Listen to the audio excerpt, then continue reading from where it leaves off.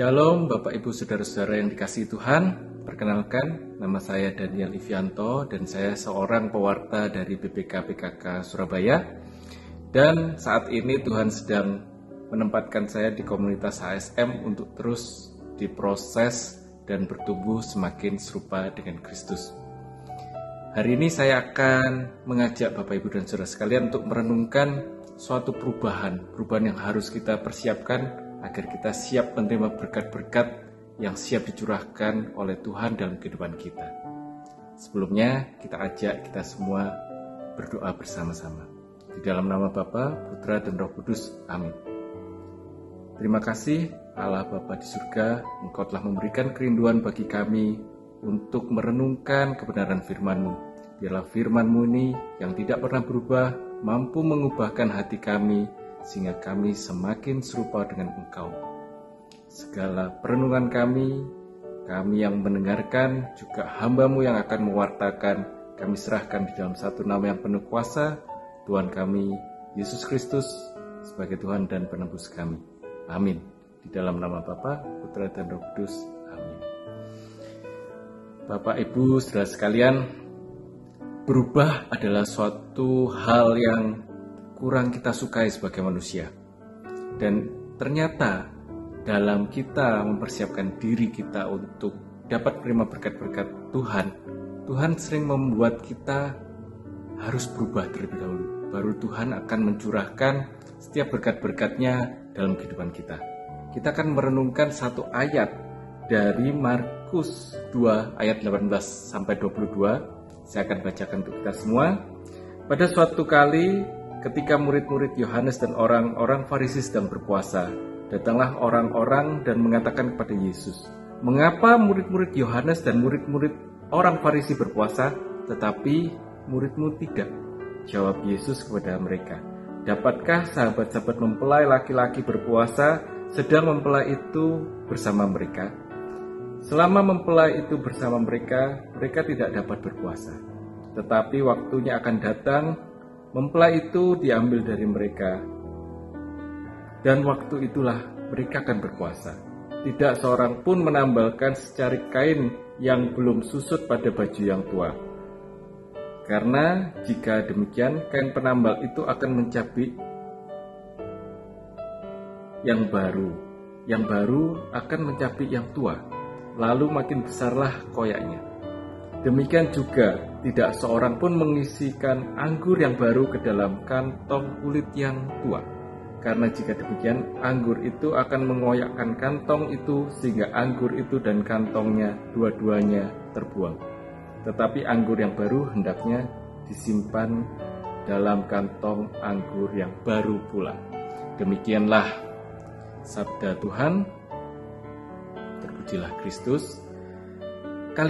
Kalimat yang kita baru saja dengarkan menggambarkan betapa susahnya seorang itu berubah. Seorang susah untuk berubah karena kita terbiasa, kita nyaman dengan hal-hal yang biasa kita lakukan. Sebagai contoh, saya biasa untuk bangun siang, dan untuk bisa bangun pagi saya akan susah sekali. Banyak ya kebiasaan-kebiasaan buruk kita yang susah untuk kita ubah. Adapun juga mungkin kita berubah karena kita terpaksa oleh lingkungan.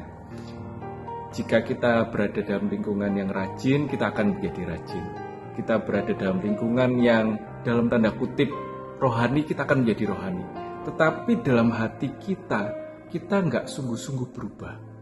Nah, kita akan pelajari, kita akan renungkan apa yang dimaksudkan oleh Yesus dengan mengatakan bahwa kita harus seperti kantong anggur yang baru. Bapak, Ibu, dan saudara-saudara sekalian, kantong anggur di zaman Tuhan Yesus itu berupa kantong anggur yang terbuat dari kulit hewan biasanya. Dan kulit hewan ini seiring berjalannya waktu, kulit itu akan kering. Dan kalau sudah tua, kering, kulit ini tidak bisa dipakai lagi untuk menyimpan anggur biasanya ya. Apa yang biasanya orang zaman Yesus lakukan supaya kantong anggur ini bisa menyimpan anggur yang baru? Ada 3 hal yang kita bisa pelajari. Yang pertama, kantong anggur itu bisa diperbarui dengan 3 cara. Yang pertama harus dikosongkan terlebih dahulu. Jadi kantong anggur yang lama itu harus kita kosongkan. Anggur yang sudah ada di dalamnya, anggur lama itu harus kita buang. Berbicara bahwa kita dalam kehidupan kita, mungkin kita masih menyimpan anggur-anggur tua yang nyaman dalam kehidupan kita.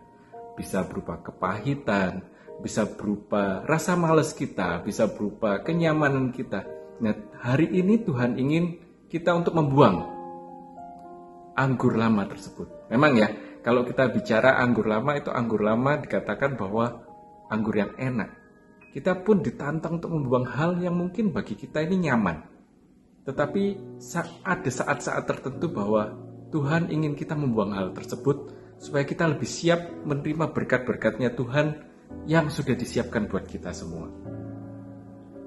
Juga bisa berbicara tentang membuang hal-hal yang menghalangi kita untuk menerima anggur yang baru.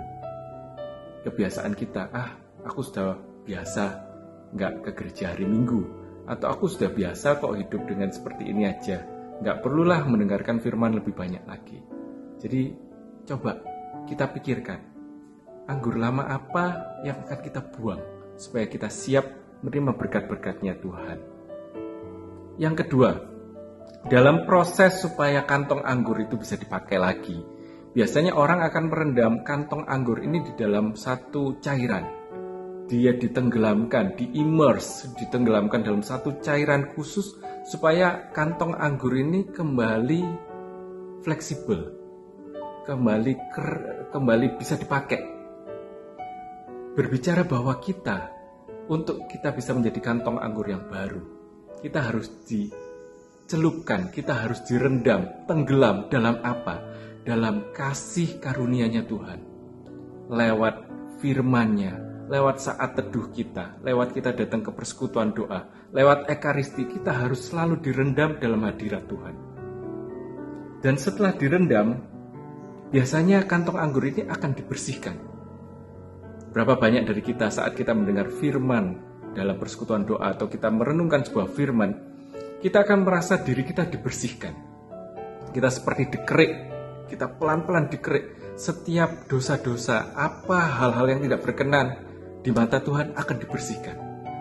Itulah saatnya, saat kita akan menjadi kantong anggur yang siap menerima anggur baru.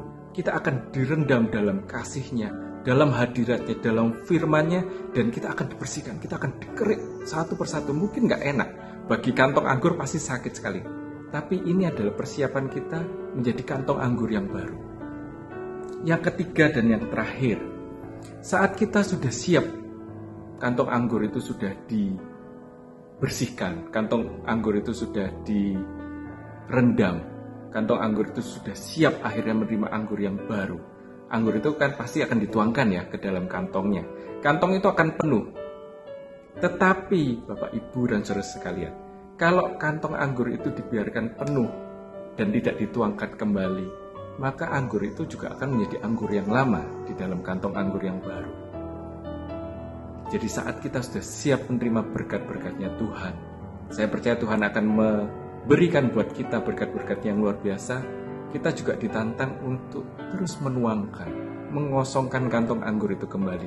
Dengan cara kita memberikan, kita membagikan apa yang kita dapatkan dari Tuhan ke saudara-saudara kita, ke sekeliling kita, ke tetangga kita, ke lingkungan di sekitar kita. Kita akan bagikan. Jadi kantong anggur itu akan selalu siap menerima anggur yang baru. Tidak hanya menerima kemudian disimpan, apa gunanya? Jadi agar kita terus siap menerima berkat-berkatnya Tuhan yang luar biasa, karunia-Nya Tuhan, anggur barunya Tuhan dalam kehidupan kita. Ada 3 hal tersebut yang saya rindu, yang Tuhan rindu kita semua lakukan. Kita kosongkan anggur kita yang lama, kebiasaan kita yang lama kita buang. Kita merendam diri kita dalam hadirat Tuhan lewat firman, lewat persekutuan doa, lewat ekaristi, dan kita membiarkan semuanya itu membersihkan setiap hal-hal yang tidak berkenan di hadapan Tuhan.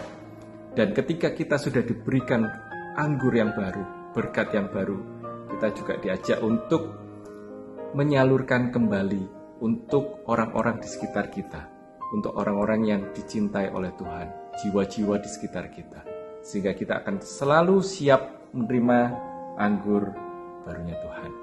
Mari Bapak, Ibu, dan Saudara sekalian, di tahun 2023 ini kita mempersiapkan, kita punya pola pikir yang baru untuk siap menerima berkat-Nya Tuhan, dan kita siap menyalurkan berkat-berkat-Nya itu untuk saudara-saudara di sekitar kita.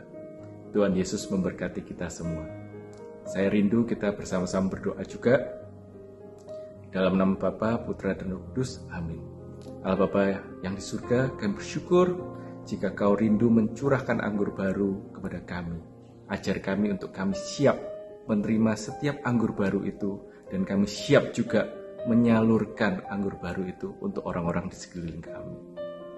Biarkan kami bisa menjadi berkat, kami bisa menjadi terang dan garam-Mu di dunia, di lingkungan kami, di rumah kami, dimanapun tempat Kau rindukan kami berada.